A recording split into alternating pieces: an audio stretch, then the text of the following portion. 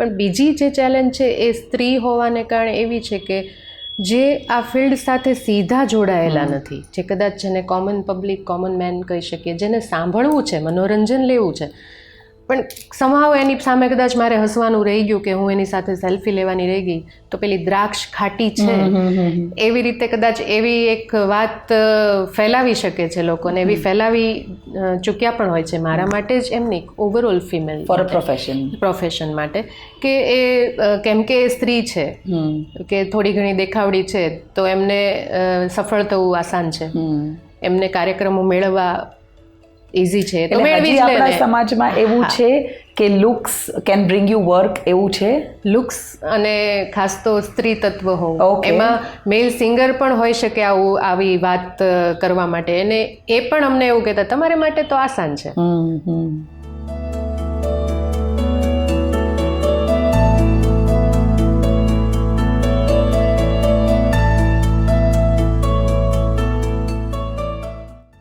નમસ્તે ભાવનગર, આપનું સ્વાગત છે નવનારાયણીના ફરી એક ઇન્સાઇટફુલ અને ઇન્ફોર્મેટિવ એપિસોડમાં. આજે મારી સાથે ગેસ્ટ તરીકે જોડાયા છે ડૉક્ટર ભાવના મહેતા. નમસ્તે Bhavna ma'am, and welcome. Thank you. Bhavna Mehta ma'am જે છે તે અંકુર શાળામાં એઝ અ મ્યુઝિક થેરેપિસ્ટ કામ કરી રહ્યા છે અને એક ખૂબ જ ઉમદા ગાયક કલાકાર છે. આજે આપણે ઘણી બધી રસપ્રદ વાતો ભાવના મેમ સાથે કરવાના છીએ. તો ભાવના મેમ, આપણે તમારા નાનપણથી શરૂ કરીએ. ચોક્કસ. જે બે તમારી મેં વાતો કરી, એક તો મ્યુઝિક થેરાપિસ્ટ અને એક ગાયક કલાકાર, તો એ બે વચ્ચે આજે આપણું આખો જે ટોક શો છે એ રહેશે. તો તમને જે સિંગિંગનું જે તમારું હતું તે બચપનથી જ હતું કે તમે કોઈથી ઇન્સ્પાયર થયા હતા? મારે પરિવાર એવો નહોતો કે જેમાં હું કહી શકું કે પ્રોફેશનલી કોઈ સિંગર હોય. એક સંયુક્ત કુટુંબમાં હું ઉછરેલી છોકરી છું અને સરસ કામ એ હતું, સરસ વાત એ હતી કે મમ્મી છે, કાકી છે, એ લોકો ગોળો વીછળે કે રસોઈ કરે કે ઘરના કોઈ પણ કામ કરે ત્યારે સરસ ભજનો ગાય, ગીતો ગાય. પપ્પા છે કે કાકા છે, એ લોકો હાર્મોનિયમ પર ભલે ફિલ્મી ગીતો વગાડે પણ એ લોકો એવી રીતે આનંદ કરે. એટલું માત્ર જ સંગીતનું વાતાવરણ ઘરમાં હતું અને એના થકી એટલું થયું કે હું સરસ સારું સંગીત સાંભળતી થઈ હતી નાનપણમાં, પણ સંગીત વિષયમાં હું ગાયક તરીકે, ગાયિકા તરીકે કે મ્યુઝિક થેરાપિસ્ટ તો બહુ આગળની વાત હતી, એવું કોઈ દિશા મને ત્યારે દેખાઈ નહોતી કે નથી મને વિચાર પણ આવ્યો. એટલે સંગીત મેં માત્ર સાંભળ્યું છે અને હું બહુ ચિત્રો દોરતી, તો ચિત્રો દોરતા વખતે હું આ સંગીત સરસ સાંભળતી, એમાં મદન મોહનજીના, લતાજીના ગીતો વધારે સાંભળતી, જગજીત સિંહની ગઝલો વધારે સાંભળતી. તો એ ગણગણવાનું કામ થતું, ગીતો ગાતી પણ ખરી, પણ એવું મને ત્યારે જરાય એવું મનમાં પણ નહોતું કે હું સારી ગાયિકા બની શકીશ. તો એવું વાતાવરણ નહોતું, પણ એક રીતે હતું ને એક રીતે ન હતું એવું કહી શકાય આપણે. તો તમે પ્રોફેશનલ ટ્રેનિંગ લીધી છે કે તમે ઇનહેરન્ટલી જ આ કળા છે તમારામાં? હા, એટલે 12 ધોરણ સુધી દક્ષિણામૂર્તિમાં અભ્યાસ કર્યો, પછી કોલેજમાં કોઈ વિષય સાથે આગળ વધવાની એક વાત હોય ત્યારે એક ઓપ્શન સંગીત મળ્યો એક કોલેજમાં, ગાંધી મહિલા કોલેજ આપણી SNDT મુંબઈ યુનિવર્સિટીની. તો એ સારું લાગ્યું કે ચલો એક ગમતો વિષય આપણને મળી રહ્યો છે ઓપ્શનમાં, તો એ જ વિષય સાથે હું આગળ વધી. એટલે તમે માનશો નહીં પણ મેં 12 ધોરણ સુધી બિલકુલ સંગીતની કોઈ તાલીમ લીધી ન હતી. FYથી જ મેં આ તાલીમ લેવાની શરૂ કરી. પ્રોફેશનલ તાલીમ એટલે કહી શકાય કે શાસ્ત્રીય ગાયનની તાલીમ મેં લીધી ત્યાં, અને મારા ગુરુઓ હતા વર્ષાબેન ત્રિવેદી, નીતિનભાઈ મૂળે, ગિરિરાજભાઈ ભોજક, એ 3 મારા ત્યાં ગુરુઓ રહેલા અને એમની સાથે મેં TY કમ્પ્લીટ કર્યું. TYમાં મને સ્કોલરશિપ મળી, હું ડિપાર્ટમેન્ટ ફર્સ્ટ આવી અને પ્રણવ ત્યાં સુધીમાં મારા જીવનમાં આવી જ ચૂકેલો હતો સ્કૂલ ટાઈમથી જ. તો એના કહેવા પ્રમાણે મેં MA શરૂ કર્યું, એને હિંમત આપીને દિશા સૂચવી. તો MA શરૂ થયું, એક્સટર્નલ હતું. તો પ્રણવ સાથે ખૂબ લગભગ આખો દિવસ અમે અમારા ઘરે તાનપુરો હાર્મોનિયમ સાથે રિયાઝ કરતા. કોલેજ જાઓ, રિયાઝ કરીએ, કોલેજ જાઓ, રિયાઝ કરીએ, અને જે વિદ્યાર્થીઓ 7-8 વર્ષમાં કદાચ આ તાલીમ લે એ વસ્તુ મેં 4 થી 5 વર્ષમાં બહુ જ ઝડપથી ગ્રહણ ક્રેશ કોર્સ કરી નાખ્યો અને દોડી બહુ અને દોડવામાં સતત સાથે પ્રણવ રહ્યો. રાઈટ, એ સારું રહ્યું છે. હવે જે પ્રણવભાઈનું તમે નામ લીધું એટલે I would like the audience to know કે પ્રણવભાઈ ભાવના મેમના હસબન્ડ છે. હવે જે આજે આપણે નવનારાયણીની વાતો કરીએ છીએ એમાં થોડું મેલનો રોલ પણ હોય છે. તો સિન્સ કે તમે પ્રણવભાઈનું નામ લીધું ને એમણે તમને કેવો સપોર્ટ કર્યો. જનરલી કેવું થતું હોય છે ભાવના મેમ કે જ્યારે બી કોઈ બી ફિલ્ડ હોય, જ્યારે ફિમેલને ઘરની બહાર કામ કરવાનું આવે તો જેવો સપોર્ટની તમે વાત કરી એવું જનરલી બધાને મળતું નથી. તો થોડું મને પ્રણવભાઈની વિશે કે એમનો કેવો તમને સપોર્ટ રહ્યો અને એ બીજી સ્ત્રીઓને મળે એના કરતાં કેવો જુદો છે એના વિશે મને થોડી જાણકારી જોશે. અમારા બંનેના સાથમાં પોઝિટિવ વાત એ છે કે અમારો વિષય એક છે. એટલે એ બી સિંગિંગ ફિલ્ડના જ હતા? એમણે વિશારદ કર્યું છે અને મારી પહેલાં જે સંગીત ફિલ્ડમાં આવી ગયા હતા અને એમને એવું લાગ્યું મારામાં, મને વિશ્વાસ હતો એના કરતાં એને વધારે વિશ્વાસ હતો. એટલે એ બહુ જ સરસ વાત હતી. અને પરિવારમાં પપ્પા મમ્મી કે વડીલોએ ક્યારેય ના નથી પાડી આ વિષયમાં આગળ વધવાની, પણ એમની પાસે દિશા પણ નહોતી. એટલે આ દિશા દેખાડીને રસ્તો મને સરસ સુંદર બનાવી આપનાર તો પ્રણવ જ રહ્યો છે. અને એમાં સરસ એનો સાથ એટલા માટે રહ્યો છે કે એમણે વિશ્વાસ પૂરેપૂરો મૂક્યો છે અને મને તાલીમ પણ એટલી જ આપી છે. કારણ કે ગુરુઓ કોલેજ સમય સુધી માર્ગદર્શન આપી શકે, જ્યારે પ્રણવનો સાથ મને સતત 24 કલાક મળતો રહ્યો છે આ વિષયમાં. અને સાથે હિંમત પણ મળતી રહી છે કે ના, તું કરી શકીશ, તું કરી શકે એમ છો. અમારા વિષયનો વ્યક્તિ છે એટલે મને વધારે મદદ મળી છે અને ભરોસો એણે ખૂબ રાખ્યો છે. હવે તમે જેમ કીધું એ વિષય તમારો સેમ હતો તો એમણે પણ વિશારદ કર્યું, તો એ સિંગિંગ ફિલ્ડમાં જ આગળ ગયા કે એ શું થયું એ મને જાણવું છે.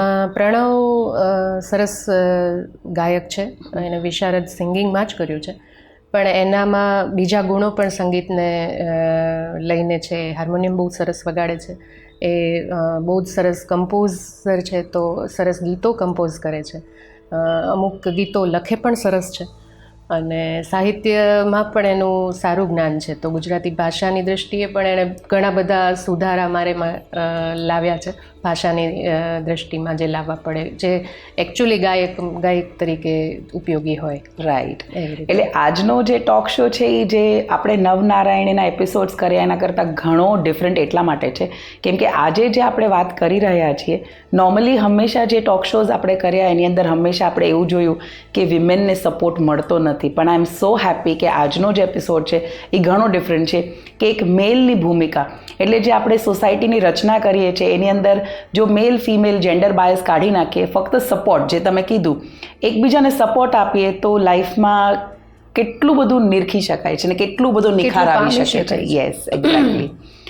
હવે આપણે એ વાત કરીએ કે તમે અંકુર શાળા, જ્યાં સુધી મને ખબર છે અંકુર એક મંદ બુદ્ધિની શાળા છે, બાળકોની શાળા છે, એમાં તમે મ્યુઝિક થેરેપિસ્ટ તરીકે કામ કરો છો અને જેટલું મેં રિસર્ચ કર્યું એ પ્રમાણે 20 વર્ષ કરતાં વધારેથી તમે ત્યાં કામ કરો છો. હવે જે મ્યુઝિક થેરેપી છે એ હવે કદાચ બહુ પોપ્યુલર છે, પણ 20 વર્ષ પહેલાં જ્યારે તમે આ ફિલ્ડ પસંદ કરી ત્યારે તમને ડેફિનેટલી ચેલેન્જીસ તો આવ્યા જ હશે. તો પહેલાં એ ચેલેન્જીસની વાત કરીએ અને પછી જાણીએ કે એ તમને મતલબ બાળકોને કઈ રીતે યુઝફુલ થયું. ચોક્કસ, એ મને કહેવું એટલે ગમશે કે ખરેખર આ વિષય આમ નવો નથી પણ હજુ સુધી લોકો સુધી પહોંચવામાં નવો છે. તો કેમ કે નવો વિષય છે એટલે જ્યારે કોઈ સંસ્થા આ વિષયને લઈને આગળ વધવા માગે ત્યારે ખૂબ બધા લોકો એની સાથે જોડાયેલા હોય છે. એટલે અમુક લોકોને આ વિષયમાં શ્રદ્ધા પડે, અમુક લોકોને ના પણ પડે અને એમ થાય કે આ બિલકુલ જરૂરી વિષય નથી. સંગીત વિષયને શિક્ષક તરીકે તમે બેનને રાખો, એ બાળગીતો બાળકોને કરાવે ત્યાં સુધીની વાત બરાબર છે, પણ એ થેરપી કઈ રીતે હોઈ શકે? તો એ ચેલેન્જ આવી છે. અને આવા કોઈ પણ વિષય હોય જે આમ જોઈએ તો આપણી ભારતીય સંસ્કૃતિ સાથે જોડાયેલા છે, યોગ છે કે સંગીતની અસર છે, તો એ બધી જ વાત જ્યારે વિદેશથી આપણા સુધી આવે છે ને ત્યારે આપણને વધારે ગમે છે, એના ઉપર શ્રદ્ધા બેસે છે, એનો આપણે ઉપયોગ કરવાની ઈચ્છા વ્યક્ત કરીએ છીએ. તો આ ચેલેન્જ આવી હતી કે ભાઈ હવે આસાન છે કે ત્યાંથી આવે છે, ખૂબ બધા રિસર્ચ આપણી સુધી પહોંચે છે સોશિયલ મીડિયા માધ્યમથી કે ન્યૂઝપેપર કે મેગઝીન માધ્યમથી. ત્યારે એ ડિફિકલ્ટ હતું, પણ સાથ ઘરનાનો હતો અને એક ટ્રસ્ટી અમારા હતા, હું નામ પણ લઈશ એમનું, કે એ હવે છે નહીં આપણી વચ્ચે, પણ મફતભાઈ કરીને, અનંતભાઈ નામ છે એમનું. તો એમણે બહુ શ્રદ્ધા મૂકેલી મારા પર, વિશ્વાસ મૂક્યો હતો, અને એમણે કીધું હતું ભાઈ તું આ કર ને, આવી જ ભાષામાં મને કીધું હતું. બીજા જે કે પણ હું એમને જવાબ આપી દઈશ, આપણે આ કંઈક કરીએ, બાળકો પર શું અસર થાય છે એ જોઈએ. અને મારા માટે પણ આ નવો વિષય હતો. આ બાળકો સાથે કામ કરવું એ પણ એક બહુ મોટી ચેલેન્જ છે કે હું હજી કોલેજ કાળમાં હોઉં એવી ઉંમરની વ્યક્તિ હતી, એટલે પરિપક્વતા મારી પણ એટલી હોય નહીં. અને એ પરિપક્વતાના અભાવમાં હું સીધા જ સ્પેશિયલ બાળકો સાથે કામ કરવામાં, એના બિહેવિયર પ્રોબ્લેમને સોલ્વ કરીને સાથે એને પોઝિટિવ અસર કરવાના રોલમાં આવી. તો એ ચેલેન્જ રહી છે બહુ, 100%. અને હવે જ્યારે આપણે જોઈએ છે, જેમ તમે કીધું, એક વસ્તુ તો હું પણ સહેમત થઈશ એ વસ્તુથી કે આપણે ઇન્ડિયન્સની થોડી મેન્ટાલિટી, એટલે હું ટીકા સ્વરૂપે નથી કહેતી, પણ not as a criticism but as a fact, કે કોઈ પણ વસ્તુ વિદેશથી આવે તો સાચે જ આપણે સ્વીકારીએ બહુ ઇઝીલી, પણ આપણી જ વસ્તુઓ આપણે નથી સ્વીકારતા. એટલે આઈ થિંક તમારા જેવા લોકો, જે તમે મફતભાઈનું નામ લીધું, એવા કદાચ શું કહેવાય વિઝનરી લોકો છે કે જે થિંક અહેડ ઓફ ટાઈમ. કેમ કે આજે 20 વર્ષ પહેલા અગર હું પણ કદાચ મને પણ કોઈએ કીધું હોત મ્યુઝિક થેરેપી, તો મને પણ, બીકોઝ મ્યુઝિક ઇઝ એન્ટરટેનમેન્ટ, તમે એને એઝ અ મેડિસિનલ વેલ્યુ ન લઈ શકો છે કે આ મનોરંજનનો વિષય. પણ આજે જ્યારે હવે આપણે સમજીએ છીએ કે ના, ઇટ્સ અ થેરેપી અને એનાથી ઘણી બધી વસ્તુઓમાં આપણને અસર થાય છે, તો હવે લોકો એક્સેપ્ટ કરતા થયા છે. અગેન તમે જેમ કીધું એમ, જે ટાઈમે તમે જોઈન કર્યું ત્યારે તમારી એજ પણ એવી હતી, એન્ડ સીધું you var planted in a place with specially abled children. તો તમને હવે આટલા 20 વર્ષોમાં તમારો શું અનુભવ છે કે મ્યુઝિક કઈ રીતે એ લોકોને હેલ્પફુલ થાય છે ને એમના બિહેવિયરમાં કઈ રીતના ચેન્જીસ આવે છે? સ્પેશિયલ જ્યારે બાળકોની વાત છે, એમાં ખાસ કરીને આઈડી બાળકો, ઇન્ટેલેક્ચ્યુઅલ ડિસેબિલિટી હવે એને જેને આપણે કહીએ છીએ, કે પછી હવે વધારે તકલીફવાળા ઓટિસ્ટિક બાળકો પણ આપણે જોવા મળે છે સમાજમાં. અને બીજી કોઈ પણ ડિસેબિલિટી આપણે લઈએ, સેરેબ્રલ પાલ્સી લઈએ કે કોઈ પણ, સંગીત ન્યુરોલોજિકલ ઇફેક્ટ કરતું હોય છે. તો જ્યારે આપણી મગજની તકલીફ આવે છે, જેમાં ડાબા કે જમણા મગજની વાત હોય, તો એને અંદરથી સંગીત દ્વારા ઉત્તેજિત કરતા હોઈએ છીએ આપણે, જેમાં બેકગ્રાઉન્ડમાં બાળકને અસર થાય છે, મળે છે એને મનોરંજન. ઓકે. એટલે એને કોઈ મેડિસિનની પીડા કે એને કોઈ બેસી રહેવાની સજા નથી, એને આનંદ દેવાનો છે સંગીત થકી, અને સંગીત એનું બેકગ્રાઉન્ડમાં કામ કરી રહ્યું છે. તો આ જે ન્યુરોલોજિકલ પ્રોબ્લેમ્સમાં સંગીત હેલ્પ કરે છે એ સાબિત થયું છે ને એ મેં પણ અનુભવ્યું છે. બીજી આ બાળકોમાં ઓવરઓલ એમની રોગપ્રતિકાર શક્તિ બિલકુલ હોતી નથી, એટલે મેક્સિમમ બાળકોને રેગ્યુલર જીવનમાં શરદીની પ્રોબ્લેમ્સ છે, જેને આપણે કફિંગ કહી શકીએ. તો સંગીતના સૂર અને લય આપણા નોર્મલી બધાના શરીરમાં જે વાત, પિત્ત અને કફનું જે સંતુલન છે એને સાચવી રાખે છે. ઓકે. એને વધવા નથી દેતું અને ઘટવા નથી દેતું. એટલે જો એ સંતુલન ખોરવાય, વધે અથવા ઘટે, તો કોઈ પણ વ્યક્તિ છે એ બીમાર પડે. તો સંગીત થકી એ પણ થાય છે કે એ વસ્તુ બેલેન્સ થાય છે. રાઈટ. બીજું એવું છે કે અમુક એવા આપણા શરીરમાં અમુક તત્વો છે, જે રસાયણ કહી શકાય, કે જે આપણા મૂડને ઇફેક્ટ કરે છે. આપણે એકદમ આનંદમાં આવી જઈએ ત્યારે એકદમ એ ઇન્ક્રીઝ થાય છે અને આપણે એકદમ ઈચ્છા થાય કે ડાન્સ કરી લઈએ અગર એવું સંગીત વાગે છે તો ત્યારે જે ડોપામાઇન જે છે એ ટાઈપના જે રસાયણો છે એ સંગીત થકી બહુ જ સરસ રીતે બેલેન્સ પણ થાય છે અને એ પણ એવી રીતે એને તમે ઊભા પણ કરી શકો છો. એટલે બાળકમાં જ્યારે કંઈક બીજી તકલીફ છે તો એનામાં જે તકલીફ નથી એને કઈ રીતે આપણે આગળ ઊભી કરીએ અને એની મદદથી એને કઈ રીતે એની તકલીફમાં રાહત આપીએ એ કામ આપણે સંગીત થકી કરીએ છીએ. તો આ બાળકોમાં બિહેવિયર પ્રોબ્લેમ ગજબ હોય છે, કારણ કે એને ખબર નથી. તો તેની જે ઉર્જા છે એ તોફાનમાં કે બીજા કોઈને નુકસાન કરવામાં કે વસ્તુ તોડફોડ કરવામાં, ઇવન પોતાને પણ નુકસાન કરવામાં. ઘણા બાળકો દિવાલ સાથે માથું જ ભટકાડે અથવા બચકા જ ભર્યા કરે, તો આંખમાં આંગળી નાખી દે, નાકમાં આંગળી કોઈ વસ્તુ નાખી દે. તો એ જે પોતાને નુકસાન કરવાની કે બીજાને હેરાન કરવાની જે એની ઉર્જા છે, એટલે આપણે એ તો જોઈ જ શકીએ કે એ ઉર્જાવાન છે, રાઈટ, શક્તિશાળી છે. તો હવે આપણે એ જોવાનું છે કે એની જે શક્તિ છે એને સાચી દિશા કઈ રીતે આપવી. તો એને તમે ચલો બેસ અહીંયા, આ તારે આ કરવાનું છે એમ કહેશો તો એ બિલકુલ એને કાંઈ અસર જ નથી. એ જાણે આમ લાગતું વળગતું જ નથી, એ રીતે જ તમારી સામે વર્તન કરશે. તો કેમ કે સ્પેશિયલ બાળક છે અને એ સમજી નથી શકતો, તો એને મેં કીધું એમ બેકગ્રાઉન્ડમાં સંગીત એની ઇફેક્ટ એવી આપે છે કે એને શાંત પાડે છે. એના જે બિહેવિયર પ્રોબ્લેમ્સ છે એને ઘણી હદ સુધી આપણે એને કાબૂમાં લાવી શક્યા છીએ સંગીત થકી. અને એનું જે એકાગ્રતાનું પ્રમાણ ઓછું હોય છે, કે કોઈ પણ વિષય આપણે એને શીખવવો હોય ત્યારે એકાગ્રતા એની હોતી નથી. તો આ એકાગ્રતા પાછી લાવવા અને એકાગ્રતાને ટકી રાખવા લાંબા સમય સુધી, એમાં પણ સંગીત ઉપયોગી થાય છે. બહુ જ સરસ. એટલે આઈ થિંક આજે પેરેન્ટિંગ, કદાચ જો પેરેન્ટ્સ આપણને સાંભળતા હશે તો આ જે પ્રોબ્લેમ સ્પેશિયલ ચાઇલ્ડના છે, આઈ થિંક એ હરેક ચાઇલ્ડના છે હવેના. અને તમે જે સ્મોલ વન્ડર્સ સાથે, જે નાના બાળકો સાથે જોડાયેલા છો, એ બાળકોને તો જે એની નાની ઉંમર છે ત્યારથી જો આ દિશા મળે, રાઈટ, તો ખરેખર એને સાચી દિશા મળે અને એની શક્તિનો સદુપયોગ કરી શકીએ. હા, કારણ કે ચંચળતા એ તો બાળકનું લક્ષણ છે. આપણે એને બિલકુલ નાશ નથી કરવાનો, પણ એની ચંચળતાને સાચી દિશા તરફ વાળીને એનો ઉપયોગ કરવાનો છે. એટલે પેરેન્ટ્સ જેટલા સાંભળી રહ્યા છે, આઈ થિંક અત્યારે જે આખો સેક્શન ભાવના મેમે કીધો એ બહુ જ ઇમ્પોર્ટન્ટ છે. એટલે હું એટલું રિક્વેસ્ટ કરીશ કે રિવાઇન્ડ કરીને ફરી એકવાર સાંભળીએ. કેમ કે not for special children but for normal children, for everybody. I think જે એમણે શરદી ઉધરસની વાત કરી, રોગ પ્રતિકારક શક્તિની, એ આજે મારા માટે પણ it was a learning, because આ સંગીત આપણને એમાં હેલ્પ કરી શકે. That I got to know today. એટલે જે બિહેવિયરલ પ્રોબ્લેમ્સ, જેનાથી એકાગ્રતા, I think every mother is struggling કે મારું ચાઇલ્ડ બેસતું નથી, એનામાં કોન્સન્ટ્રેશન નથી.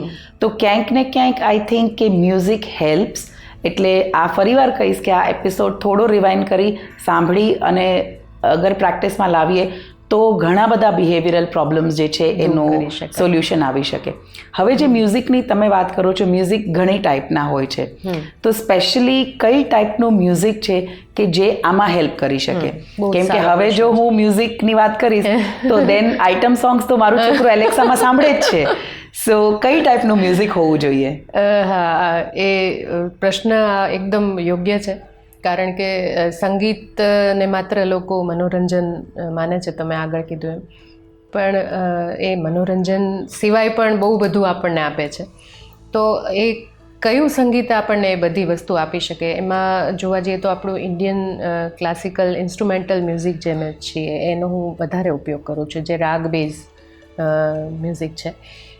કારણ કે આપણા ભારતીય સંસ્કૃતિમાં રાગોની એક સરસ સુવિધા છે સમય મુજબ, જેને આપણે પ્રહર પ્રમાણે કહી શકાય કે ભાઈ સવારનો રાગ છે, પછી થોડી લેટ મોર્નિંગનો રાગ છે, પછી બપોરનો છે, સાંજનો છે, રાતનો છે, મિડનાઇટનો છે.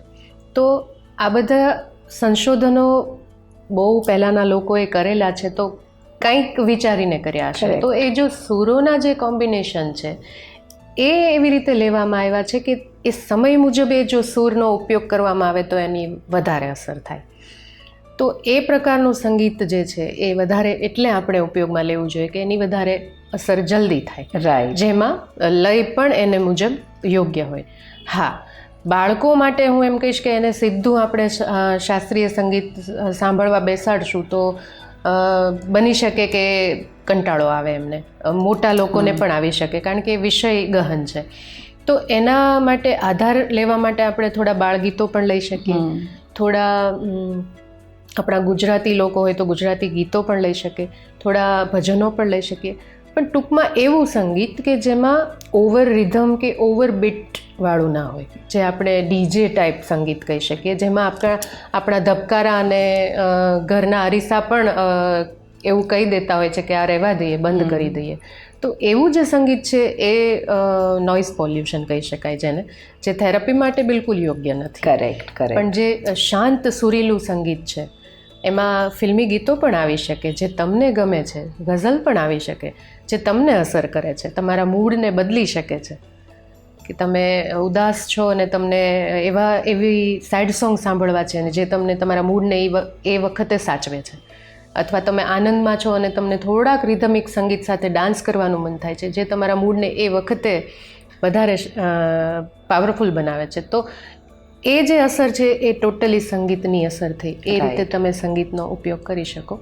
પણ ઓવર રિધમ અને મેં કીધું તેમ આપણે જે રસ્તા પર બહુ 1.5 કિલોમીટર દૂર ડીજે હોય પ્લે થયેલું અને એ પણ આપણા ધબકારા, નોઇઝ પોલ્યુશન કહી શકીએ, એનો ઉપયોગ થેરપીમાં ન લઈ શકાય. જે આજકાલની પેઢીને સમજાવવું એટલા માટે જરૂરી છે કે તમે જે કીધું એમ આઇટમ સોંગ્સ જેની બનાવટ એવી છે કે જે તમારા કાનને શાંતિ નથી આપતું. રાઈટ. ઓકે. ભાવના મેમ, હવે થોડું આપણે તમારા સિંગિંગ કરિયર તરફ જઈએ કે આજે મ્યુઝિક થેરેપિસ્ટ તરીકે તમે બહુ જ સરસ કામ કરો છો, પણ ઘણા બધા શોઝ પણ તમે કરો છો, લાઈવ શોઝ તમે કરો છો, ઘણા રેકોર્ડિંગ્સ પણ તમે કરો છો. તો હવે એ એક પ્રોફેશનલ ફિલ્ડ થઈ ગઈ વેરીન તમે મેલ્સની સાથે આવો છો, રાઈટ? એટલે હવે જે મારો મેઇન પ્રશ્ન એ છે કે જ્યારે કોઈ ફિમેલ એવા એરિયામાં આવતું હોય કે જે મેલ બેસ્ડ હોય, કારણ કે ઘણા મેં ઇન્ટરવ્યૂઝ એવા ઇવન કિશોર કુમારના, લતા મંગેશકરના એવા મેં સાંભળ્યા છે કે વેરીન કિશોર કુમારની સેલેરી વધારે હોય and for the same song Lata Mangeshkar is not paid well. તો એવું કાંઈ તમે ફેસ કર્યું છે તમારા ફિલ્ડમાં? એવું પણ કર્યું છે અને બીજી થોડી તકલીફો પણ ફીલ કરી છે. એક તો એજમાં થોડું લોકોને એવું છે કે અગર કોઈ મેલ સિંગર છે તો એ કોઈ પણ એજમાં એને લઈ લ્યો, વાંધો નહીં, પણ ફિમેલ પાસે એવી આશા હોય કે યંગ હોય ત્યાં સુધી એને લ્યો તો વધુ સારું. એ બોલિવૂડ કે માં હિરોઈન હોય તો એના માટે પણ આ રૂલ છે કે બહુ નાની એજની હિરોઈન હોય પણ બહુ મોટા એજના હીરો સાથે આવી જતી, તો એ આ ફિલ્ડમાં લાગુ પડતું હોય છે ક્યારેક તકલીફમાં. પેમેન્ટમાં મને હજી સુધી એવી તકલીફ નથી દેખાઈ, કારણ કે હું એવું માનું છું કે જો તમારું પરફોર્મન્સ એવું હોય તો તમે તમારી રીતે તમારું કાર્ય દેખાડીને તમારું કામ આગળ વધારી શકતા હો છો. પણ બીજી જે ચેલેન્જ છે એ સ્ત્રી હોવાને કારણે એવી છે કે જે આ ફિલ્ડ સાથે સીધા જોડાયેલા નથી, જે કદાચ જેને કોમન પબ્લિક, કોમન મેન કહી શકીએ, જેને સાંભળવું છે, મનોરંજન લેવું છે, પણ સમાવ એની સામે કદાચ મારે હસવાનું રહી ગયું કે હું એની સાથે સેલ્ફી લેવાની રહી ગઈ તો પેલી દ્રાક્ષ ખાટી છે, એવી રીતે કદાચ એવી એક વાત ફેલાવી શકે છે લોકોને, એવી ફેલાવી ચૂક્યા પણ હોય છે. મારા માટે જ એમ નહીં, overall female for a profession માટે, કે એ કેમ કે એ સ્ત્રી છે કે થોડી ઘણી દેખાવડી છે તો એમને સફળ થવું આસાન છે, એમને કાર્યક્રમો મેળવવા ઇઝી છે. તો હજી આપણા સમાજમાં એવું છે કે looks can bring you work, એવું છે? લુક્સ અને ખાસ તો સ્ત્રી તત્વ હોવું, એમાં મેલ સિંગર પણ હોઈ શકે આવી વાત કરવા માટે, અને એ પણ અમને એવું કહેતા તમારે માટે તો આસાન છે. જેમ કદાચ તમે કોઈ ફંક્શન કરો છો તો ડોનેશન માટે, તો તમને કદાચ કોઈ મેલ એમ કે તમે ડોનેશન લેવા જાઓ ને, સ્ત્રી છો એટલા માટે તમને વધારે લોકો રિસ્પોન્સ આપશે ને ડોનેશન આપશે. એ જ રીતે સંગીતમાં લોકો આવા સ્ટેટમેન્ટ આપે છે એ બિલકુલ જો કે યોગ્ય નથી, કારણ કે જો તમે કોઈ સ્ટેજ પર કોઈ કલાકાર તરીકે પરફોર્મન્સ આપવા જઈ રહ્યા છો તો તમારે તૈયાર થવું પડે છે. તમે સિંગર છો તો તમારે ગળાની સાથે તૈયાર થવું પડે છે. હું ગમે એટલા મેકઅપ કે કોઈ પણ સારા કોસ્ચ્યુમ સાથે જાઉં એના કરતાં હું મારા ગળાને તૈયાર કરીને જઈશ તો એ જ જરૂરી છે. એટલે એ રીતે કાર્યક્રમો મળે તો કદાચ 1-2 મળે.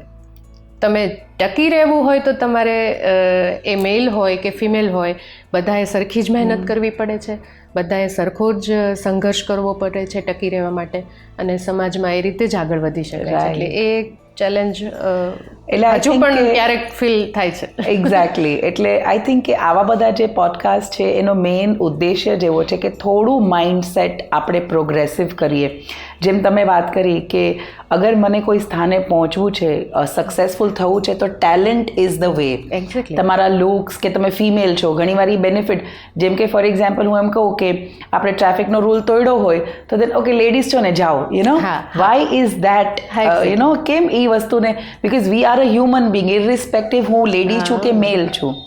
એટલે આઈ થિંક કે અમારો સરળ પ્રયાસ એટલો જ છે કે આવા માધ્યમથી આપણે એક માઇન્ડસેટને ખુલ્લું પાડીએ કે ટેલેન્ટ હશે ઇરરિસ્પેક્ટિવ ઓફ તમે મેલ છો કે ફિમેલ છો. પણ અગર સીધું કે હા ભાવના મેમ તમે નહીં એક્સ તમે સક્સેસફુલ છો બિકોઝ કે you are beautiful and you are a lady, તો ઇટ્સ ઇઝી વે. પણ એવું નથી, સંઘર્ષ તો બધાને એટલો જ કરવો પડે, એટલે ટકી ન રહી શકાય. તમને કદાચ એ કારણોસર એકાદ બે પ્રોગ્રામ મળી જાય પણ પછી આગળ તમારું ટેલેન્ટ જ તમને લઈ જાય. Right, absolutely. ભાવના મેમ, ફરીવાર મને મ્યુઝિક થેરેપીની થોડી વાતો કરવી છે. આટલા વર્ષોથી તમે ઘણા બધા બાળકો તમારી પાસેથી પસાર થયા હશે. કોઈ એવો એક ઇન્સિડન્ટ તમને યાદ છે કે જે તમારા મગજમાં છપાઈ ગયો હોય કે જે અમને આ ઓડિયન્સને હેલ્પફુલ થાય, તો એ કંઈ શેર કરી શકાય? ખૂબ બધા છે. હમણાંનો છેલ્લા 1.5-2 વર્ષનો જ એક બાળકનું એક સરસ ઉદાહરણ આપી શકું તમને. નામ નહીં આપું કદાચ હું એના પેરેન્ટ્સની મંજૂરી વગર, પણ 14 વર્ષનું બાળક બીજી કોઈ સ્કૂલમાં ગયો જ ન હોય અને ખૂબ જ બિહેવિયર પ્રોબ્લેમ. અને તમે સમજી શકો છો કે 14 વર્ષનું બાળક થાય એટલે ફિઝિકલી એનું લેવલ તાકાતની દ્રષ્ટિએ ક્યાં ગયું હોય. તો સ્કૂલમાં એડમિશન પણ ન આપી શકીએ એટલો હાઈપર બાળક. બહુ બધી સ્કૂલમાં જઈ આવ્યો, સ્પેશિયલ સ્કૂલમાં જઈ આવ્યો, ફાઇનાન્શિયલી સિક્યોર્ડ ફેમિલી છે તો નોર્મલ સ્કૂલમાં પણ પ્રયત્ન કરી લીધા પણ ક્યાંય એને ટક્યો નહીં, કારણ કે બિહેવિયર પ્રોબ્લેમ એટલા. અમારી સ્કૂલમાં પણ અમે એને એડમિશન તો ન જ આપી શક્યા, પણ એક થેરપી શરૂ થઈ અને એ મ્યુઝિક થેરપી શરૂ થઈ. રોજ માત્ર 10 મિનિટ માટે બાળક આવે શરૂઆતમાં, અને એક કેરટેકર એની સાથે આવે જે એને પાછળથી પકડી રાખે. ઓકે. એકદમ સક્ષમ પુરુષ હોય એવો કેરટેકર કે જે એને પાછળથી પકડી રાખે, ત્યારે એ મારા વર્ગમાં આવીને બેસે. એટલું બધું મારે એ આપણને કે એને આવી રીતે પકડવો જ પડે. અને જો તમે એને પાછળથી એના કેરટેકર પકડે તો એની સ્પીચ પ્રોબ્લેમ નહોતી, સારું બોલી શકે, એટલે ગાળો બોલે, તમારી ઉપર થૂકે, કોઈક રીતે તો તમને એ ઇરિટેટ કરે અથવા તો એ ઉલટી કરે. એ એને ફાવી ગયું હતું કે વોમિટ, તમે આંગળી નાખો અને વોમિટ થઈ જાય. એટલે દિવસની 40-50 વખત એ વોમિટ કરે આખા દિવસમાં. મારી પાસે 10 મિનિટ આવ્યો હોય તો 10-15 વાર વોમિટ કરે. એટલે તમે એને કઈ રીતે કે ભાઈ જા તું, હવે તારી જ્યારે સાથે કામ નહીં થાય. એ બાળકની ચેલેન્જ મેં લીધેલી. ધીરે ધીરે મેં એ 10 મિનિટમાંથી ધીરે ધીરે સમય વધાર્યો અને એને હું કહેતી કે તને વોમિટ થાય છે ને તો તારા ગળામાં તકલીફ છે, તો આપણે ગળાને સંગીત સંભળાવીએ ને તો વોમિટ ન થાય. એટલે ત્યારે મારે બહુ સરસ મ્યુઝિક સિસ્ટમ હોવા છતાંય હું મોબાઈલનો ઉપયોગ કરતી. એટલે હું એને ભાઈએ પહેલાં પકડ્યા હોય અને ગળા પાસે મોબાઈલ લઈ જાઓ અને સરસ આપણું સંગીત વગાડો, શાસ્ત્રીય સંગીત ઇન્સ્ટ્રુમેન્ટલ, અને એમ કહો હવે તારા ગળામાં તકલીફ નહીં થાય. એટલે થોડીક વાર એને એ અસર રહે કે ના ના કંઈક કરે તો છે. પગમાં સોજા ને એવું થઈ જતું. એટલે મેં કીધું પગ દુખે છે તને? એટલે હું પગ પાસે મોબાઈલ લઈ જાઉં અને એમ કહું હવે તારા પગને તકલીફ નહીં થાય. એટલે ધીમે ધીમે એ બાળકને મારી સાથે જોડાવામાં મજા આવી અને મારી સાથે કરતાં સંગીત સાથે જોડાવામાં મજા આવી. એને ખબર નથી કે એની સાથે થઈ શું રહ્યું છે, પણ એને આનંદ આવ્યો. અને સ્પીચ પ્રોબ્લેમ નહોતી એટલે મેં એને ગવડાવવાનું શરૂ કર્યું. તો ખૂબ બધા ગરબા શીખ્યો, આરતી શીખ્યો, હનુમાન ચાલીસા ગાઈ, અને એટલા સમય પૂરતો એ શાંત રહે. ઓકે. એટલે હું એ ભાઈને ઇશારો કરું કે હમણાં મૂકી દો. એટલે પછી હનુમાન ચાલીસા મોબાઈલમાં વાગે, હું પણ ગાઉં, એ પણ ગાય, જેવું તેવું ગડબડિયું જે કાંઈ એને યાદ હોય એવું. ત્યાં સુધી એના હાથ પગ ઉલળે નહીં, થૂકે નહીં, ઉલટી ન થાય, મારે નહીં, કશું જ નહીં.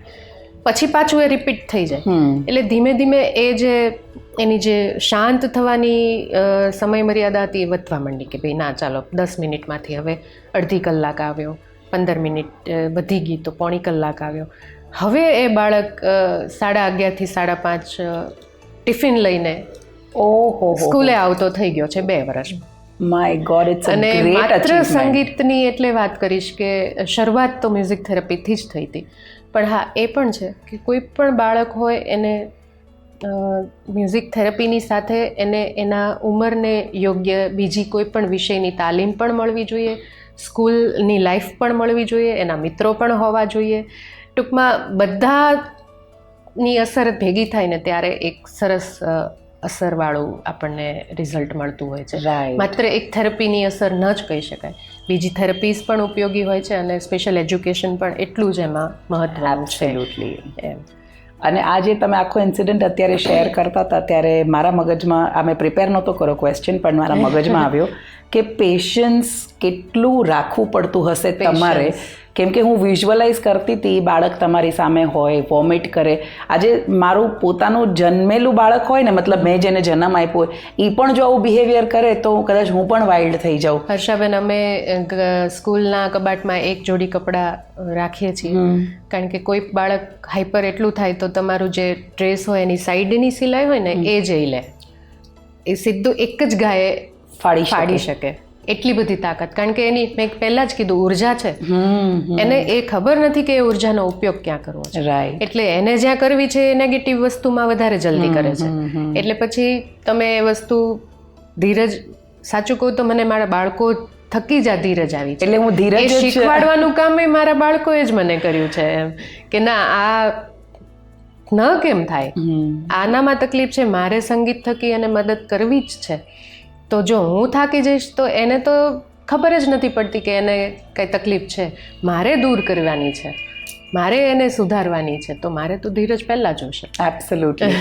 એટલે આઈ થિંક આમાં ક્યાંક ને ક્યાંક તમારું જે સંગીત છે, સંગીત પ્રત્યેનો પ્રેમ છે, આઈ થિંક એ એક મેડિટેટિવ તમારા પાસે આવી ગયું છે, કે મેડિટેશન બની ગયું છે, એટલે તમને હેલ્પ કરી રહ્યું છે. એટલે આઈ થિંક જેટલા આપણને સાંભળી રહ્યા છે, કોઈક એક સંગીત જે જેમને ગમતું હોય, જે ડીજે ના હોય, આઈ થિંક એવું જો આપણે પ્રેક્ટિસ કરીએ, અને ફિમેલ્સને ખાસ, હું આમાં જેન્ડર બાયસ નથી થતી, but because we lead a family, એટલે આપણે પેશન્સ વધારે રહેવું પડે. તમારે ધ્યાન કેન્દ્રિત કરવાની બહુ જરૂર પડે, સ્ત્રીઓને ખાસ એટલા માટે કે આપણે કદાચ વર્કિંગ વુમન છીએ તોય ઘરે જઈને કયું શાક બનાવવાનું એ તો મગજમાં દોડતું જ હોય છે. તો એ શાક ઘરમાં છે કે નહીં, ત્યાંથી વાત શરૂ થઈને કયા સ્વાદનું બધાને ભાવશે, એ બધા વિચારો સાથે કામ તો પ્રોફેશનલ કરવાનું જ. તો કોન્સન્ટ્રેશન પાવર રાખવા માટે સંગીત જરૂરી છે. અને અમે કાયમ એવું કહેતા હોઈએ છીએ કે સંગીત માત્ર મનોરંજન નથી, એ એવી સરસ નિસ્બતનું વિષય છે કે સંગીત થકી તમે બહુ બધી સમસ્યાઓને દૂર કરી શકો છો, તમારામાં ધીરજ કેળવાય છે. તમે કોઈ પણ બીજા પ્રોફેશન સાથે જોડાઓ તો એને તમે બહુ પરફેક્ટ કરી શકો છો.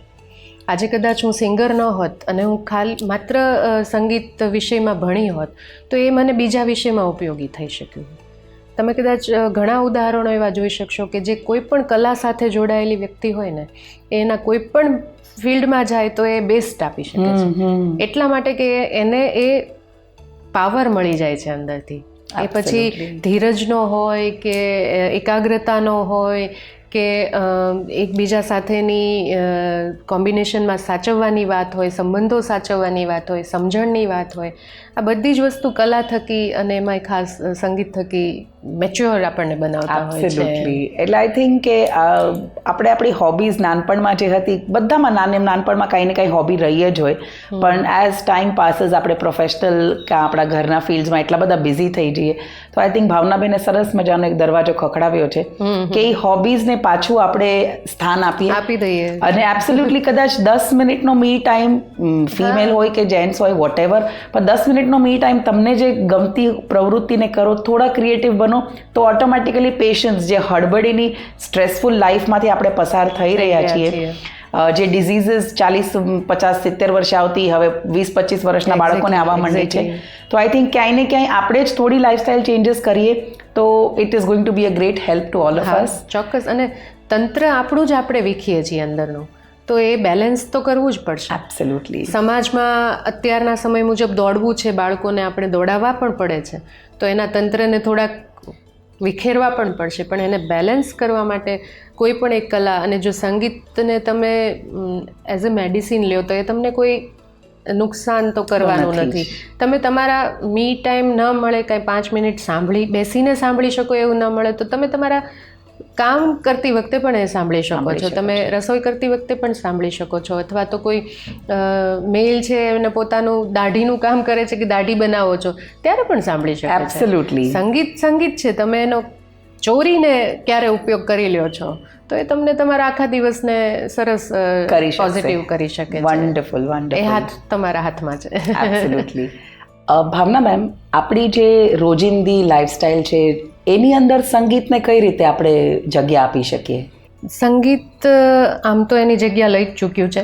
તમે નાનપણથી આપણે જોઈએ તો બાળકને જ્યારે સુવાડતા હોય ત્યારે જે